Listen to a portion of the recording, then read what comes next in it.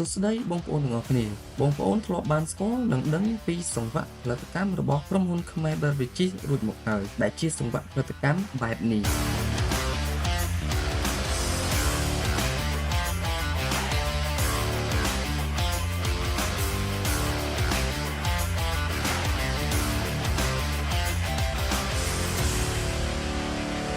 ប៉ុន្តែថ្ងៃនេះខ្ញុំនឹងបង្វែរអារម្មណ៍បងប្អូនមកទស្សនាពីការដឹកជញ្ជូនផលិតផលខ្មែរ Beverages ទៅគ្រប់ខេត្តក្រុងវិញម្ដងក្រុមហ៊ុនខ្មែរ Beverages ឈរជើងមកដល់សប្តាហ៍ថ្ងៃគឺដោយសារគុណភាពផលិតផលដែលក្រុមហ៊ុនបានបញ្ចេញដល់ដៃអតិថិជនតាមតម្រូវការនៅពេលដែលផលិតផលត្រូវបានរៀបចំដាក់លើឡានរួចយើងត្រូវត្រួតពិនិត្យទំនិញនោះឲ្យច្បាស់ថាទំនិញត្រឹមត្រូវបន្ទាប់មកតែកងឡានគាត់ធ្វើការរៀបចំអ៊ីហ្សឡង់និងតង់មកបិទឲ្យជិតដើម្បីការពារកម្ដៅក៏ដូចជាទឹកភ្លៀង